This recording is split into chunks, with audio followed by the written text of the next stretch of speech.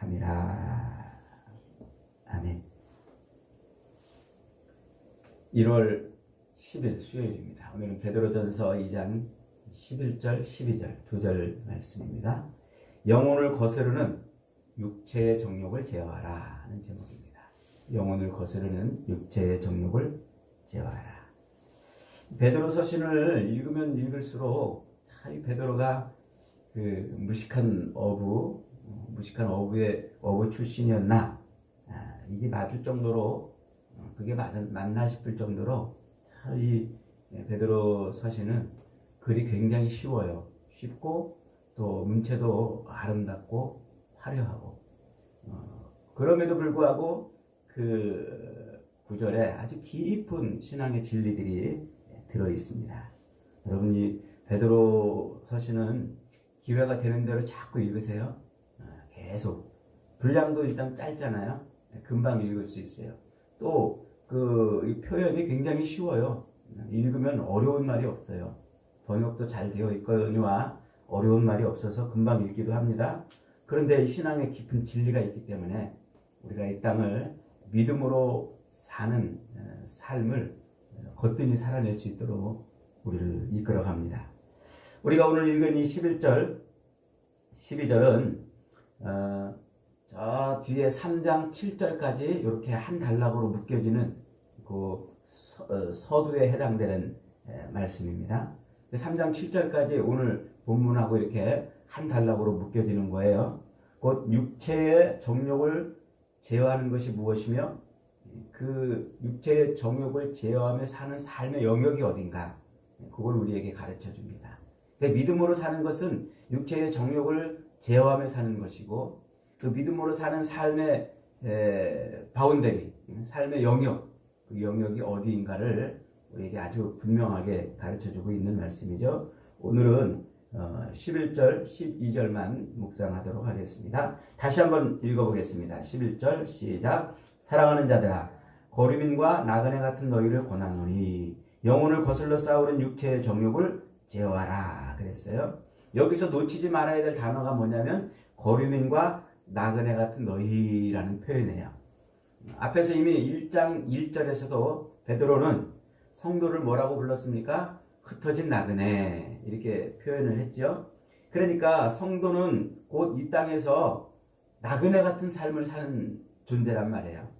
이 땅을 살면서 믿음을 인해서 시련과 고난의 삶을 살지만 성도의 정체성은 나그네다 하는 거죠. 나그네가 뭐라고 그랬어요?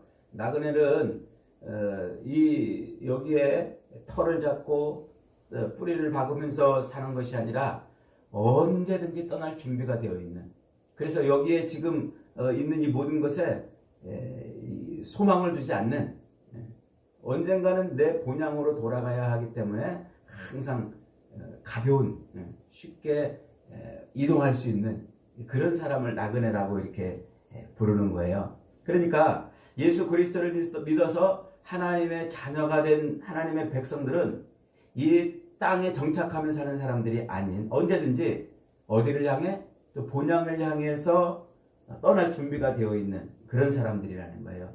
그게 지금 그 나그네라는 표현이라고 그랬죠.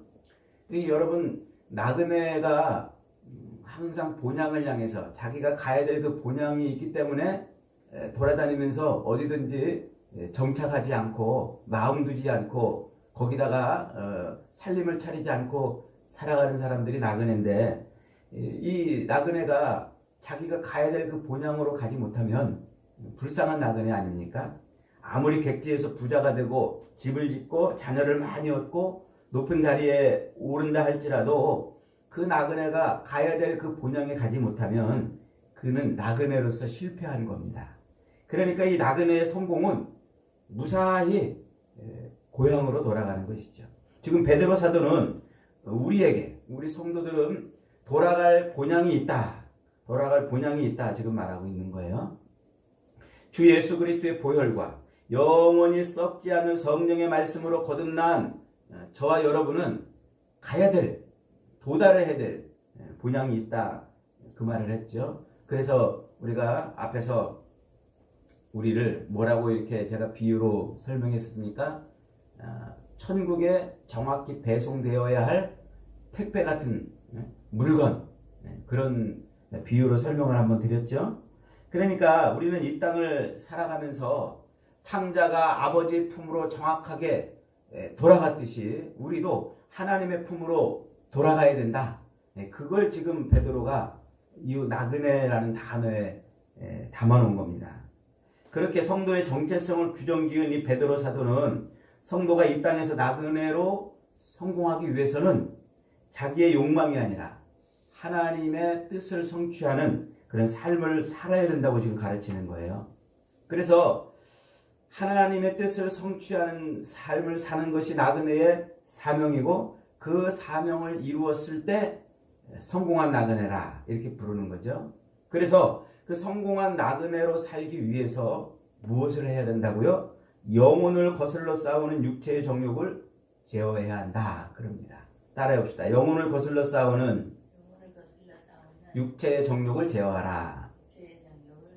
이 정욕이라고 번역되어 있는 이 단어는 우리가 로마서 공부할 때 아주 귀가 따갑게 들었던 그런 단어입니다. 에피투미아라고 그랬죠.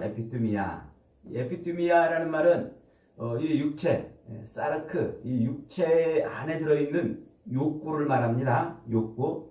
하나님이 사람을 지으시고 그 육체 덩어리에 후 하고 숨을 불어넣으시고 그리고 사람에게 뭐라고 명령하셨어요? 생육하고 번성하라. 땅에 충만하라. 이렇게 말씀하셨죠. 그러니까 이 사르크, 육체를 가지고 있는 존재가 생육하고 번성하기 위해서 하나님이 넣어놓으신 장치가 뭐예요? 그게 욕구란 말이에요. 그래서 이 육체를 가지고 있는 모든 존재들한테는 욕구가 다 있어요. 사람이든지 동물이든지 식물이든지 모든 존재들은 다 욕구가 있는 거예요. 그래서 식욕이나 소유욕, 성욕, 명예욕 뭐 이런 것들. 그러니까 이런 육체의 그 생육과 번성을 위한 그런 욕구가 바로 에피투미아라고 하는 것이죠. 그러니까 우리가 이 땅을 살아갈 때 배가 고프면은 먹지 않습니까? 그건 아주 자연스러운 거예요.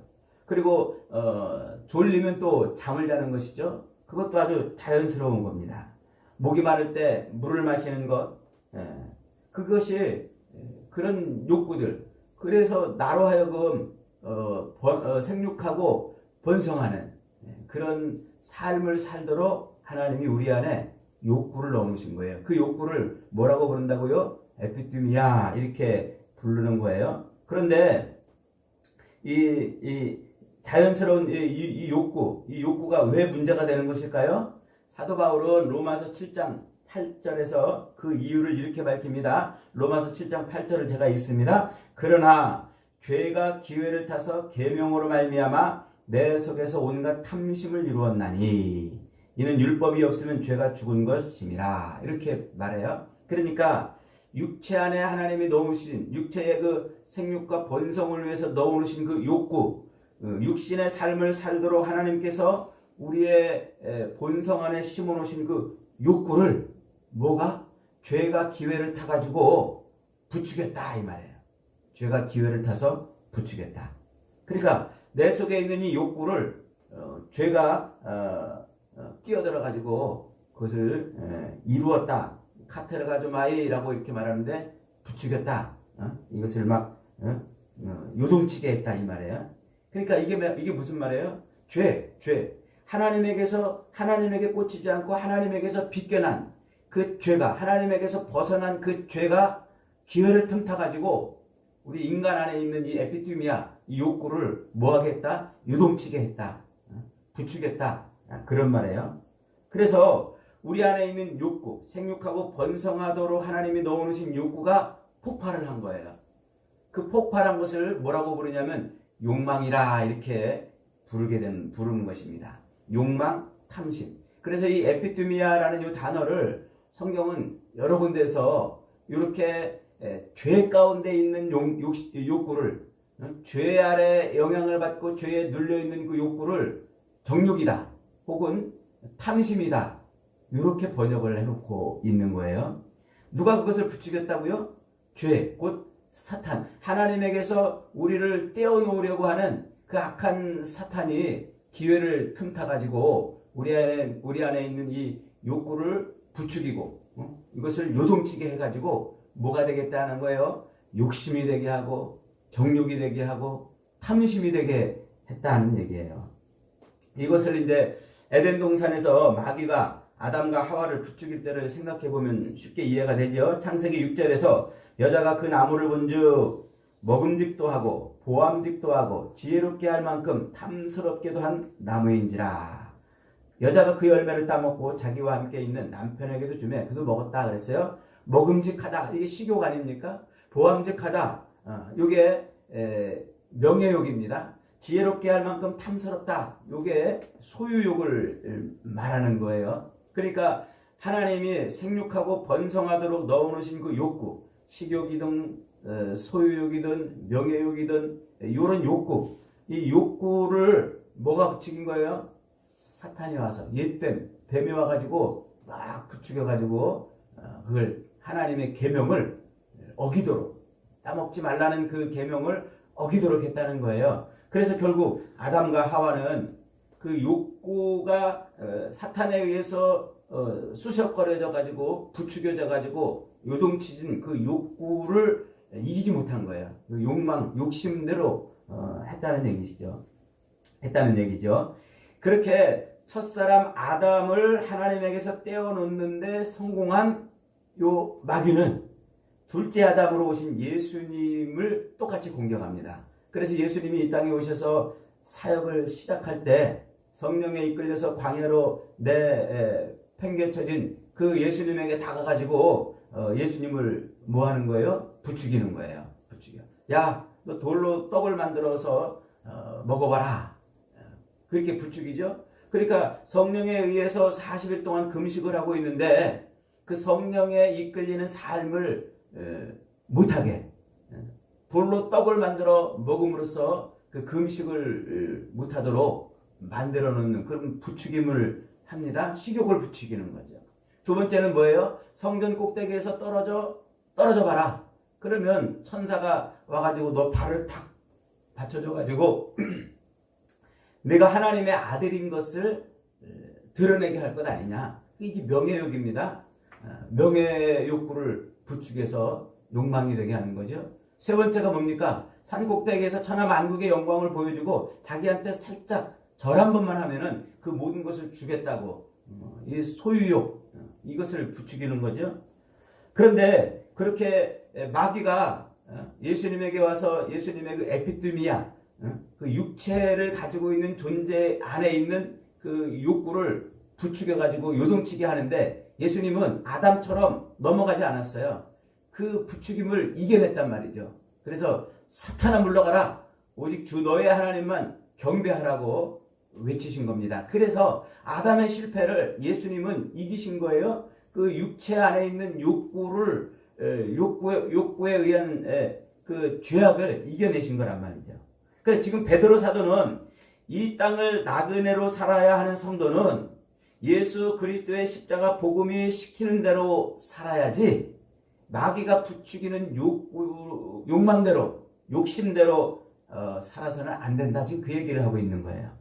왜 그래야 할까요? 12절에 보니까 같이 있습니다. 너희가 이방인 중에서 행실을 선하게 가져 너희를 악행한다고 비방하는 자들로 하여금 너희 선한 일을 보고 오시는 날에 하나님께 영광을 돌리게 하려 함이라. 주님이 재림하시는 날 우리가 마귀의 그 수석거림으로 인해서 폭발하는 욕망에 이끌려 사는 것이 아니고 오히려 하나님의 선하심을 드러내는 삶을 삶으로 주님 재림하실 때 하나님께 영광을 돌리게 하려 함이라 그랬습니다. 그러니까 우리는 예수 그리스도의 십자가 복음으로 거듭난 사람들 아닙니까? 복음을 부끄러워하고 십자가를 내팽개치고 하나님의 자녀로서의 그 소명의식을 내동댕이 치지 말고 더욱더 하나님의 자녀다운 삶을 살아내라, 그 얘기를 하고 있는 거죠. 복음의 부르심에 응답하라는 거예요. 세상 사람들이 조롱하고 세상 사람들이 우리의 믿음을 흔들고 우리를 괴롭혀서 십자가를 내려놓고 도망가고 싶어도 내 욕심, 내 욕망대로 살지 말고 하나님의 영광을 위해 살아라. 그 말입니다.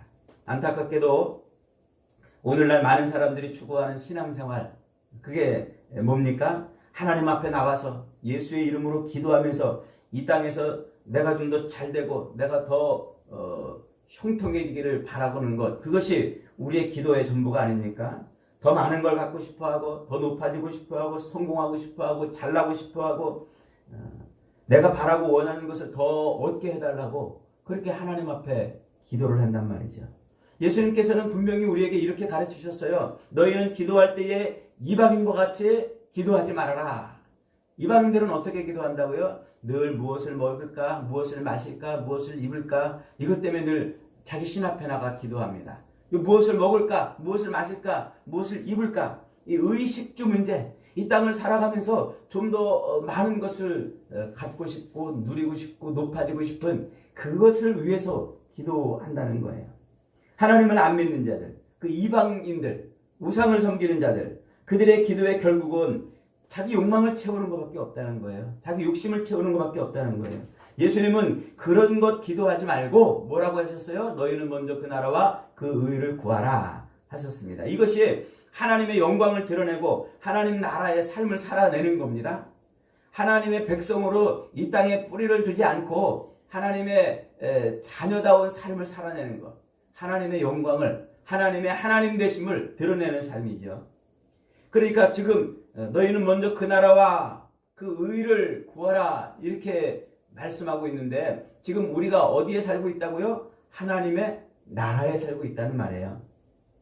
지금 우리가 하나님의 나라를 살고 있다면 내 삶의 주권은 누구에게 있는 거예요? 하나님께 있는 거죠. 하나님께.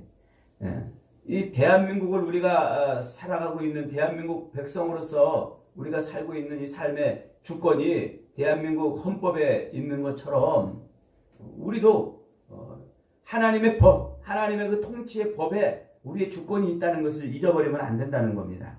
그런데 우리는 그렇게 하나님이 우리의 주권을 가지고 있으면서 하나님 나라를 살아야 됨에도 불구하고 하나님의 주권을 도둑질해서 그 주권을 빼앗아서 내 인생의 주권을 내가 갖고서 하나님 나라를 위한 삶이 아니라 하나님의 영광을 위한 삶이 아니라 나를 위한 삶을 살아가는 것입니다. 그 주권을 하나님께 온전히 돌려드려야 되는 것이 하나님께 영광을 돌리는 삶인데도 불구하고 나를 위해 사는 거예요. 여러분, 국민에게 있는 주권을 빼앗아 가지고 자기 멋대로 자기 욕망을 채우며 사는 사람을 뭐라고 부릅니까? 독재자라고 부르지 않습니까? 국민들에게 있는 주권을 빼앗아서 자기 욕심껏 사는 사람을 반역자라고 이렇게 말합니다. 성경은 자기 인생의 소유권, 자기 주권이 하나님께 있는데도 그 주권을 탈취해가지고 마치 자기가 자기 인생의 주권을 가지고 있는 것처럼, 그래서 자기의 욕망과 자기 욕심을 채우며 사는 사람들을 반역자라고 그러는 거예요. 그 반역자들. 그래서 그 반역한 자들이 매달려야 되는 그 십자가, 그 십자가에 우리를 대신해서 예수님이 매달리신 겁니다. 하나님의 주권을 강탈해서 이 땅에서 내가 잘되고 내가 성공하고 내가 높아지기를 바라는 신앙생활은 하나님을 배반하는 삶입니다. 반역하는 거라는 거죠. 그러면서 겨우 신앙생활을 하면서 예수 믿으면 그저 그냥 남들보다 좀 더 도덕적으로, 남들보다 좀 착하게, 남들보다 좀 선하게 사는 것이 신앙의 추구, 신앙의 정점인 것처럼 그렇게 살아가고 있는 것이 안타깝게도 오늘날 많은 그리스도인들의 모습이에요. 그것이 예수님이 그토록 책망하셨던 바리새인들의 모습인 겁니다. 자기 의의를 드러내려고 몸부림쳤던 바리새인들 말이죠. 여러분, 오늘 우리는 그들과 얼마나 다릅니까? 그들에게서 얼마나 구별된 삶을 살아가고 있느냐 말이죠. 이 땅에서 우리가 신앙생활하면서 그 타락한 욕망, 마귀가 쑤셔거려서 폭발하고 있는 그 욕망과 욕심, 나를 위해서 좀 더 갖고 높아지고 좀 더 많은 것을 소유하고 싶은 그런 욕망과 욕심에 사로잡혀 산다면 아직도 우리는 그리스도와 함께 십자가에 못 박힌 사람들이 아니에요. 아직도 우리는 내가 죽지 못한 그런 인생들이죠. 우리가 예수를 믿을 때 다 세례를 받지 않습니까? 세례를 받는다는 게 뭐예요? 이제 내가 죽고 내 안에 그리스도가 사신다는 것 아니겠습니까?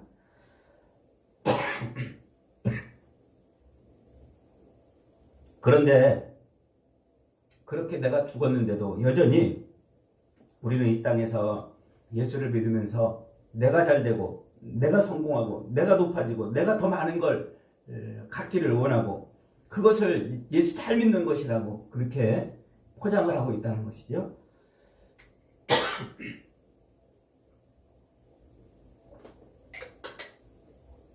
죄송합니다.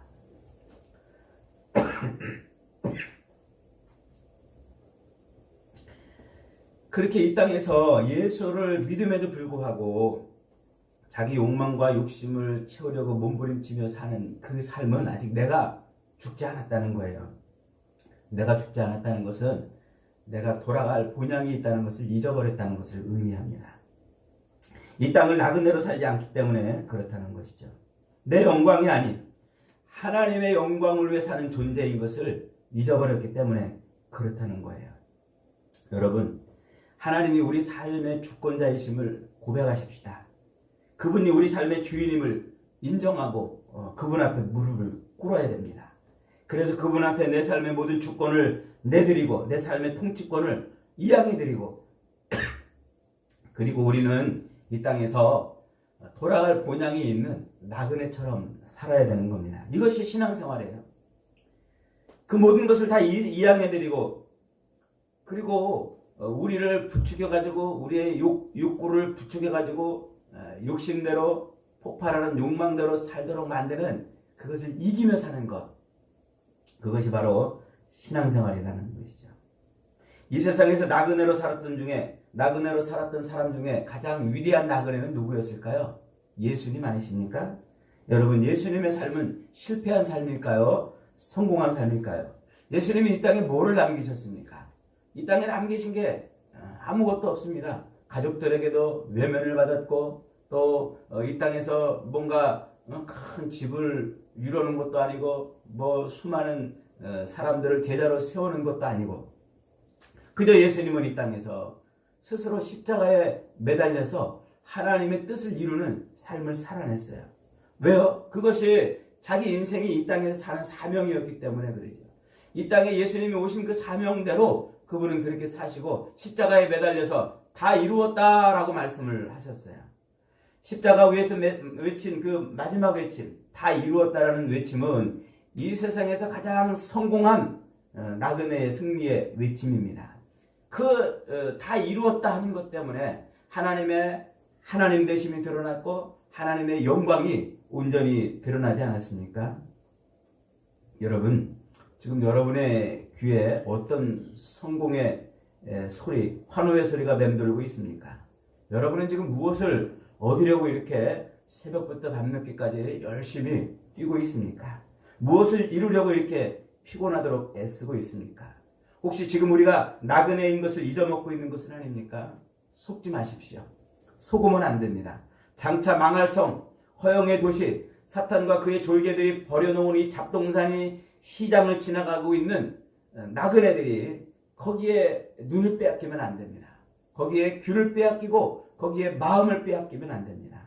금은보화로 사람의 영혼을 사고파는 이 저주의 도시에서 진리를 사고팔지도 않는 이 허영의 도시에서 우리는 귀를 빼앗기고 눈을 빼앗기고 마음을 빼앗기면 안 되는 것입니다. 이 세상은 우리의 육체의 정욕을 자꾸만 부추깁니다. 아주 극대화시키려고 그럽니다. 좀 더 모아라, 좀 더 높이 올라가라, 좀 더 편해져라, 좀 더 누려라, 옆에 사람을 보아라, 그보다 좀 더 많이 가지는 것이 성공이라, 그보다 좀 더 높아지는 것이 성공이니라, 그렇게 늘 우리를 부추깁니다. 그러나 그 외침은 거짓말입니다. 육체의 정욕을 부추기는 종교는 다 사이비 종교입니다. 육체의 정욕을 극대화시키려는 모든 시도는 다 사탄의 시도입니다. 육체의 정욕을 흔들어서 이 욕망이 솟구치는 삶을 살도록 만드는 것은 사탄이 하는 일입니다.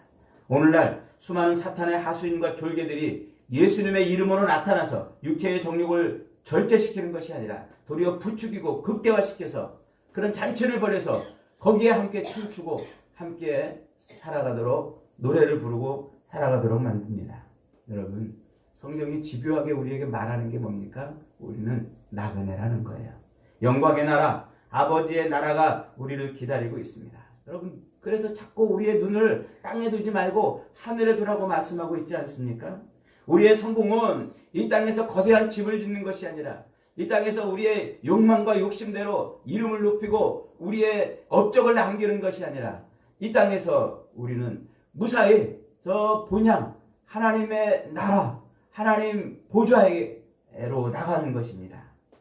그리고 그렇게 이 땅을 살아내는 것을 하나님의 뜻을 이룬다 그러는 것이고 그것이 하나님께 영광을 돌려드리는 삶인 것입니다. 여러분, 그러려면 뭐 해야 됩니까? 우리를 계속 부추기는 이 악한 영들에 대해서 우리 영혼을 자꾸 넘어뜨리려고 하는 영들에 대해서 우리의 욕구를 어떻게 해야 됩니까? 잘 지켜내야 됩니다. 육체의 정욕을 제어해야 합니다. 우리가 육체의 정욕을 절제하면 그때 비로소 하나님은 우리에게 자유를 주시는 겁니다.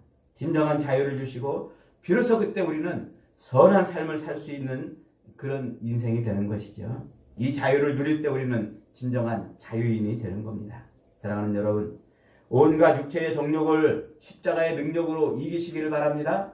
보혈의 능력으로 이기시기를 바랍니다. 그래서 이 땅에서 천년만년 살 것처럼 사는 것이 아니라 무사히 본향으로 돌아가는 천국 나그네의 삶을 이루시기를 바랍니다. 저와 여러분의 삶이 오늘도 그런 삶이 되시기를 주님의 이름으로 축복합니다. 아멘.